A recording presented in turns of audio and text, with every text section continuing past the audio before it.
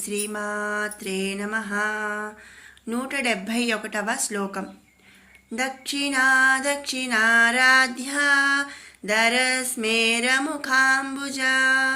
కౌళినీ కేవలానర్ఘ్యా కైవల్యపదదాయిని. దక్షిణా దక్షిణారాధ్యా, కర్మల చేతను జ్ఞానము చేతను ఆరాధింపతగినది అని ఇక్కడ అర్థం. కర్మలు అనగా వేదముల అందుకల ధర్మము లేదా సనాతనముగా లోక వ్యవహారమునందు ఉన్నటువంటి ధర్మములు అని ఇక్కడ గ్రహించాలి. మరి వీటి చేత ఆరాధించుట చేత దేవి యొక్క కరుణాకటాక్షములను పొందవచ్చు. జ్ఞానము అనిన ఆత్మజ్ఞాన తత్వమును, ఆత్మయే పరమాత్మ అన్న విషయమును గ్రహించినవాడు జ్ఞాని అని మనం చెప్పుకుంటాం. మరి పరమాత్మ స్వరూపమైనటువంటి శ్రీదేవిని ఆరాధించును కనుక కర్మల చేతను జ్ఞానము చేతను ఆరాధింపతగినది అని ఈ నామము యొక్క అర్థం మనం గ్రహించవచ్చు. కాబట్టి ఆ జగన్మాతను దక్షిణారాధ్య అని స్తుతించుకుంటున్నాము. మరి అంతే కదండి, ఆత్మజ్ఞాన తత్వము, ఆత్మయే పరమాత్మ అన్న విషయాన్ని గ్రహించిన వాడు జ్ఞాని. ఆ జ్ఞాని అంటే జ్ఞానము చేత ఏం చేస్తాడు? పరమాత్మ స్వరూపమైనటువంటి శ్రీదేవిని ఆరాధిస్తాడు. కాబట్టి కర్మల చేతను జ్ఞానము చేతను ఆరాధింపతగినది అని మనం ఇక్కడ అర్థాన్ని గ్రహించాలి. అందుకనే ఆ జగన్మాతను దక్షిణారాధ్య అనే నామముతో స్తుతించుకుంటున్నాము. తర్వాత నామం దరస్మేర ముఖాంబుజా. దరస్మేర ముఖ అంబుజా, చిరునవ్వుతో కూడిన పద్మము వంటి ముఖము కలిగినది. మరి ముందు నామంలో మనం చెప్పుకున్నాం కదా, నిత్య సంతోషిని. మరి నిత్య సంతోషిని అయినటువంటి దేవి యొక్క ముఖము ఎల్లప్పుడూ కూడా చిరునవ్వుతో ప్రకాశించుతూ ఉంటుందన్నమాట. మరి అంతే కదండి, మన మనుషులమే మనం సంతోషంగా ఉన్నామనుకోండి, ఎప్పుడు నవ్వుతూ ఉంటాం. ఏదైనా బాధలో ఉన్నప్పుడు, కష్టం ఉన్నప్పుడు మనం ఏం చేస్తామండి, చాలా డల్గా ముభావంగా ఉంటాము. అంతా ఎప్పుడూ సంతోషంగా ఉన్న వాళ్ళు ఏంటంటే ఎప్పుడూ కూడా నవ్వుతూ చిరునవ్వుతో ఉంటూ ఉంటారు. అలా మరి నిత్య సంతోషిని అని మనం చెప్పుకున్నాం కాబట్టి ఆ తల్లి ఎప్పుడూ కూడా చిరునవ్వుతో కూడిన పద్మము వంటి ముఖము కలది అని మనం ఇక్కడ ఈ నామంలో చెప్పుకుంటున్నాము. అలాగే తన భక్తులను దేవి చిరునవ్వుతో ఆరాధించిన వారికి ఆత్మజ్ఞానము కలుగచేసి త్రయీ అంటే వేదత్రయములైనటువంటి సామవేదం, యజుర్వేదం, అధర్వణ వేదమునందు ఏవైతే చెప్పబడినటువంటి ధర్మములను పాటించినట్లు చేయిస్తుందంట. అంటే ఏంటి అంటే, ఎవరైతే ఆ తల్లిని చిరునవ్వుతో ఆరాధిస్తారో వాళ్ళకి ఆ తల్లి ఈ ధర్మాలను పాటించేటట్లు చేస్తుంది. చిరునవ్వుతోనే పంచభూతములు వాని ధర్మములను నిర్వర్తించినట్లు ఆజ్ఞాపిస్తుంది అంట. అలాగే పద్మము ఎలా వికసించి ఉండునో దేవి యొక్క ముఖము కూడా చిరునవ్వుతో ఎప్పుడూ వికసించి ఉండునని ఈ నామందు మనం అర్థాన్ని గ్రహించాలి. ఇక్కడ చిరునవ్వుతోనే పంచభూతములు ధర్మములు నిర్వర్తించేటట్లు ఆజ్ఞాపిస్తుంది అంటే మరి అంతే కదండి. ఇప్పుడు మనం ఉన్నాము, మనకి ఏదైనా పని చెప్పినా ఏది చేసినా మన అమ్మ వాళ్ళు ఏం చేస్తారు, చక్కగా నవ్వుతూ చెప్తారే కానీ మన పనులు చేసుకునేలా చేస్తారు కానీ కోపంగా అరవటం, కోపపట్టం ఉండదు కదా. అలాగే ఆ జగన్మాత ఏంటంటే పంచభూతములు కూడా వారి ధర్మములను నిర్వర్తించినట్లు ఆజ్ఞాపిస్తుంది.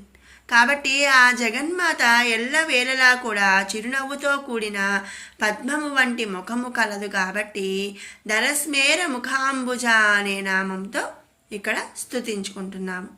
తర్వాత నామం కౌలిని కేవల అంటే కాలిని జ్ఞానమును కలిగి ఉన్నది అని ఈ నామం యొక్క అర్థం. మరొక విధంగా కాలినులచే చెప్పబడినటువంటి కాలధర్మములు కలిగి ఉన్నది అని కూడా ఇక్కడ మనం అర్థాన్ని గ్రహించాలి. ఈశ్వర జ్ఞానమునకు కేవల జ్ఞానమని అర్థం ఉంది. అటువంటి జ్ఞానమును కలిగి ఉన్నటువంటిది ఆ లలితా త్రిపుర సుందరి. మరొక విధంగా కేవల శబ్దమునకు జ్ఞానము నిర్ణీతము అని 2 అర్థాలు ఉన్నాయి. కనుక కాళిని అనగా ధర్మములు కలిగి ఉన్నది, కేవల అనగా జ్ఞానము కలిగి ఉన్నది అని అర్థాన్ని మనం గ్రహించాలి. కనుక ధర్మము జ్ఞానము కలదని ఇక్కడ చెప్పుకోవచ్చు. లేదా మరొక విధంగా కాళినులచే అంటే ఏంటంటే ధర్మము జ్ఞానములు కలవారిచే చెప్పబడినటువంటి కాలధర్మములు కలిగి ఉన్నది కాబట్టి మనం ఆ జగన్మాతను కౌలిని కేవల అనే నామముతో స్తుతించుకుంటున్నాము. తర్వాత నామం అనర్ఘ్య కైవల్య పదదాయిని. కైవల్య పదము అంటే కైవల్య పదము, మోక్షము, అమూల్యమైనటువంటి కైవల్య పదమును ప్రసాదించినట్టిది. మనం ఇంతకు ముందు నామంలో చెప్పుకున్నట్టు మోక్షము 5 విధాలుగా ఉన్నది మనం చెప్పుకున్నాం. ఆ 5 మోక్షములలో 5వది అగు కైవల్యమును ప్రసాదించినట్టి స్వరూపురాలు శ్రీ లలితా త్రిపుర సుందరి. ఇక్కడ మిగిలిన 4 మోక్షములను ఇతర శక్తులు కూడా ప్రసాదించిన అన్న సందేహము వస్తుంది. మరి అలాంటి సందేహము ఏమీ కూడా అవసరం లేదు. అవన్నిటినీ కూడా మంగళప్రదాయిని అయినటువంటి దేవియే ప్రసాదిస్తుంది. కర్మల చేత పొందు పాపపుణ్యాల క్రమంలోనే సకల జీవులకు కూడా మోక్షము లభిస్తుందన్నమాట. అంటే మనం చాలా పాపాలు చేసేసి నాకు మోక్షం ఇవ్వాలి అని అంటే ఆ తల్లి ఇవ్వదు కదండి. మనం చేసిన అన్ని పాపాలకు అంటే మనం పుణ్యాలు చేస్తాము, పాపాలు చేస్తాము, మరి వాటికి అనుగుణంగా మనకు ఏది ప్రసాదించాలో ఆ జగన్మాత దాన్నే ప్రసాదిస్తుంది అని మనం ఇక్కడ అర్థం చేసుకోవాలి. కాబట్టి అమూల్యమైనటువంటి కైవల్య పదమును ప్రసాదించినటువంటిది కాబట్టి జగన్మాతను అనర్ఘ్య కైవల్య పదదాయిని అనే నామముతో స్తుతించుకుంటున్నాము. 172వ శ్లోకం. స్తోత్ర ప్రియా స్తుతిమతి శృతి సంస్తుత వైభవా మనస్విని మానవతి మహేసి మంగళాకృతి. స్తోత్ర ప్రియా, స్తోత్రములనందు ఇష్టము కలిగినటువంటిది. స్తుతించుటయందు దేవి అమితమైనటువంటి ఇష్టమును కలిగి ఉన్నది అని మనం ఇక్కడ గ్రహించాలి. తనను స్తుతించు వారికి అష్ట ఐశ్వర్యమును సకల సుఖములను ప్రసాదించినటువంటి స్వరూపురాలు కనుక దేవీ స్తోత్రములందు ఇష్టము కలది అని మనం ఇక్కడ అర్థం చేసుకోవాలి.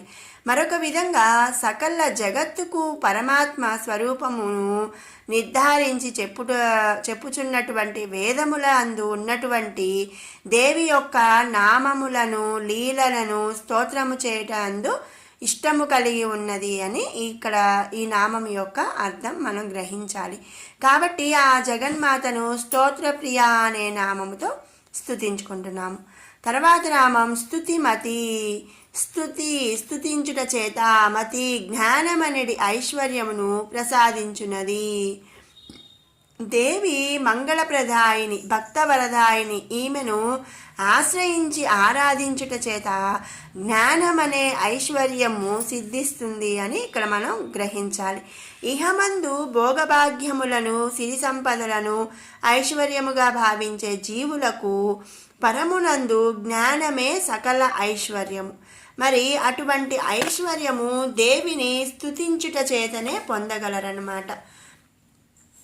కాబట్టి ఆ జగన్మాతను స్తుతిమతే అనే నామముతో మనం స్తుతించుకుంటున్నాము. తర్వాత నామం శృతి సంస్తుత వైభవ.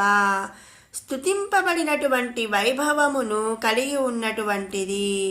అంటే ఏంటి అంటే ఆ తల్లి వర్ణించదగినది, స్తుతింపబడదగినది, అంతటి వైభవాన్ని అంటే గొప్పదనాన్ని కలిగి ఉన్నది అని ఇక్కడ మనం అర్థం చేసుకోవాలి. స్తుతి అను వైభవమును దేవి కలిగి ఉన్నది అని కూడా ఈ నామం యొక్క అర్థం అన్నమాట.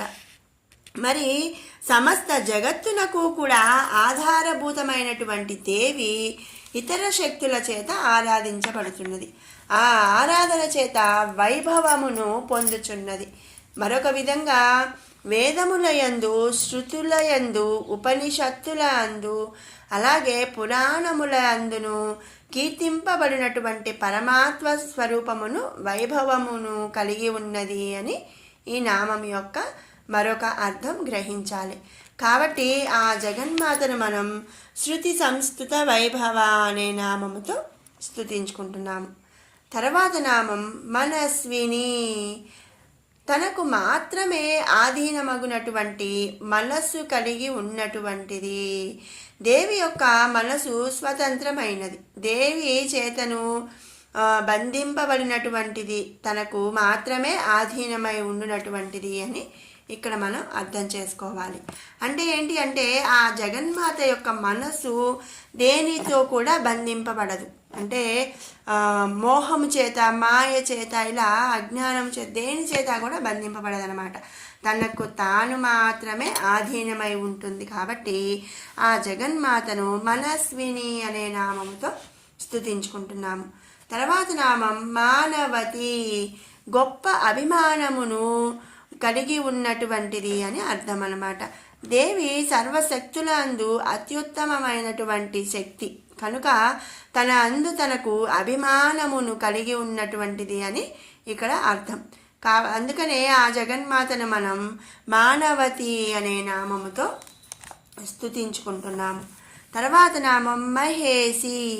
మహేషుని యొక్క భార్య లేదా మహాత్ములచే ఆరాధింపబడినది. ఇక్కడ రెండు అర్థాలు అన్నమాట.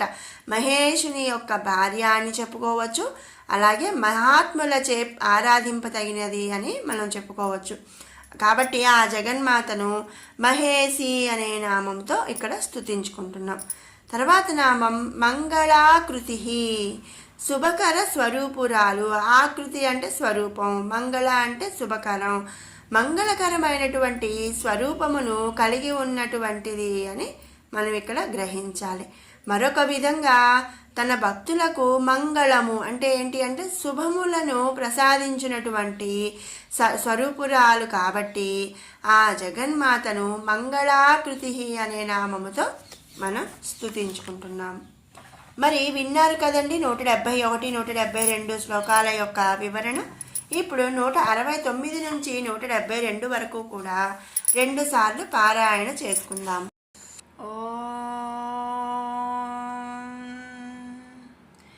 ధ్యానం. అరుణాం కరుణాతరంగితాక్షీం ధృతపాశాంకుశపుష్పబాణచాపాం అణిమాధిభిరావృతాం మయూకైః అహమిత్యేవ విభావయే భవానీం. ధ్యాయేత్ పద్మాసనస్థాం వికసితవదనాం పద్మపత్రాయతాక్షీం హేమాభాం పీతవస్త్రాం కరకలితలసద్ధేమ పద్మాం వరాంగీం సర్వాలంకారయుక్తాం సకలమభయదాం భక్తనమ్రాం భవానీం శ్రీవిద్యాం శాంతమూర్తిం సకలసురనుతాం సర్వసంపత్ప్రదాత్రీం సకుంకుమవిలేపనామళికచుంబికస్తూరికాం సమందహసితేక్షణాం ససరచాపపాశాంకుశాం అశేషజనమోహినీ మరుణమాల్యభూషోజ్వలాం జపాకుసుమబాసురాం జపవిధౌ స్మరేదంబికాం. సవ్యాపసవ్యమార్గస్థా సర్వపద్వినివారిణి స్వస్థా స్వభావమధురా ధీరా ధీర సమర్చితా చైతన్యార్ఘ్యసమారాధ్యా చైతన్యకుసుమప్రియా సదోదితా సదా తుష్టా తరుణాదిత్యపాటలా దక్షిణా దక్షిణారాధ్యా దరస్మేరముఖాంబుజా కౌళినీ కేవలానర్ఘ్యా కైవల్యపదదాయిని స్తోత్రప్రియా స్తుతిమతి శృతి సంస్థుత వైభవ మనస్విని మానవతి మహేసి మంగళాకృతి. మరొక మారు పారాయణ చేసుకుందాము. सव्यापसव्यमार्गस्था सर्वापद्विनिवारिणी स्वस्था स्वभावमधुरा धीरा धीरसमर्चिता चैतन्यार्घ्यसमाराध्या चैतन्यकुसुमप्रिया सदोदिता सदा तुष्टा तरुणादित्यपाटला दक्षिणा दक्षिणाराध्या दरस्मेरमुखाम्बुजा कौलिनी केवलानर्घ्या कैवल्यपददायिनी स्तोत्रप्रिया स्तुतिमती श्रुतिसंस्तुतवैभवा मनस्विनी मानवती महेशी मङ्गलाकृतिः। ॐ श्रीमात्रे नमः।